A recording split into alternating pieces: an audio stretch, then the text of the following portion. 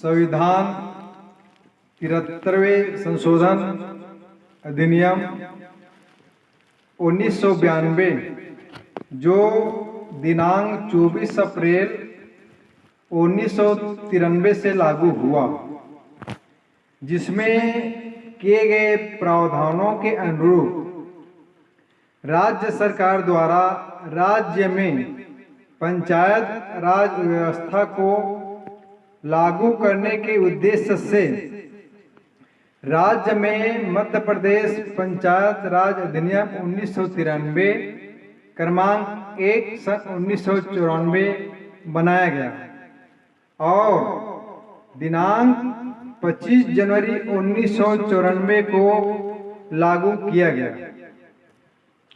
ग्राम पंचायत के पंच के कर्तव्य के बारे में मैं बताने जा रहा हूं। अधिनियम तथा नियमों में पंच के कर्तव्य अलग से नहीं बताए गए, परंतु जब कोई व्यक्ति एक जिम्मेदार नागरिक की तरह पंच के पद का चुनाव लड़ता है तो यह माना जाएगा कि वह पंचायत प्रणाली के प्रति अपनी जागरूकता प्रदर्शित करता है तथा उसे उसको जिम्मेदारी का पूर्ण रूप से बोध है। जहां किसी पद के लिए जिम्मेदारी होती है, वहां ऐसी जिम्मेदारी के संवहन के लिए कुछ कर्तव्य अवश्य जुड़ जाते हैं। इस रूप में एक पंच के साधारणतः निम्नानुसार कर्तव्य हो सकते हैं, जैसे मैं आपको बिंदुवार बताना चाहूंगा। मैं आपको कंडिकावार बता रहा हूं। पहला, ग्राम सभा के सम्मेलनों में आप जानते हैं पंचायती राज अधिनियम 1993 की धारा 6 में ग्राम सभा आयोजित की जाती है और उस ग्राम सभा में पंचों का महत्वपूर्ण दायित्व यह है कि वे ग्राम सभा में पूर्ण रूप से अपने वार्ड अनुसार कोरम पूर्ति करें। तो मैं आपको ये बताना चाहता हूं कि जो एक पंच है उसके क्या कर्तव्य हो सकते हैं। हम आपको बताना चाहेंगे। नंबर 1, ग्राम सभा के सम्मेलनों में क्षेत्र के सदस्यों को उपस्थित रहने के लिए प्रेरित करना तथा स्वयं उपस्थित रहकर उसकी गतिविधियों में हिस्सा लेना।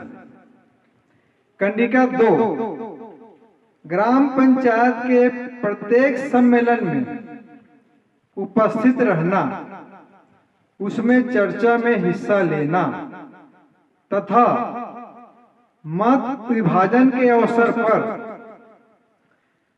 अपने मताधिकार का प्रयोग अवश्य करना।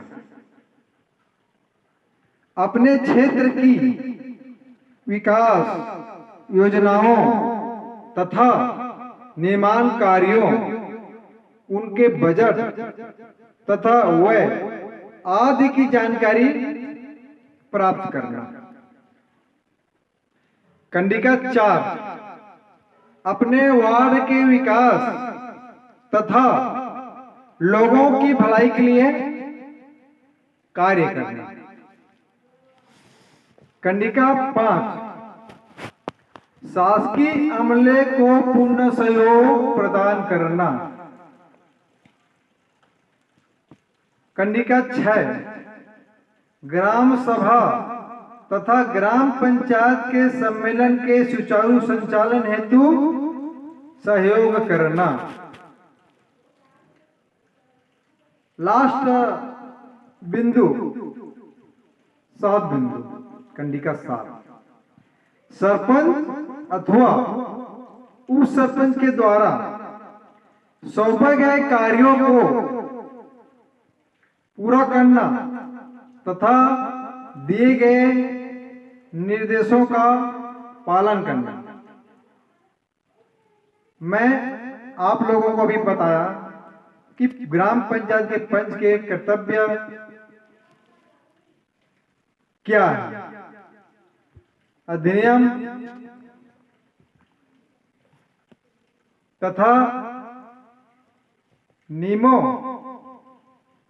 में पंच की कर्तव्य अलग से नहीं बताए गए, मैं आपको पूरा में इस चीज को बताया हूं। परंतु जब कोई व्यक्ति एक जिम्मेदार नागरिक की तरह पंच के पद का चुनाव लड़ता है तो यह माना जाएगा कि वह पंचायत प्रणाली के प्रति अपनी जागरूकता प्रदर्शित करता है तथा उसे उसकी जिम्मेदारी का पूर्ण रूप से बोध है। आज मैं आपको बताया ग्राम पंचायत के पंच के क्या कर्तव्य हैं, और अगली कड़ी में हम आपको बताएंगे ग्राम पंचायत के उप सरपंच के क्या कर्तव्य है, अधिकार है। लेकिन आज यदि मैं जो बताया हूं ये वीडियो आपको यदि पसंद आया होगा तो जरूर मेरे चैनल को लाइक कीजिएगा, सब्सक्राइब कीजिएगा और हो सके तो कमेंट भी कर दीजिएगा ताकि हम उत्साहवर्धन हमारा बढ़े और आगे एक से एक नई वीडियो आपके लिए प्रस्तुत करें। जय हिंद, जय भारत।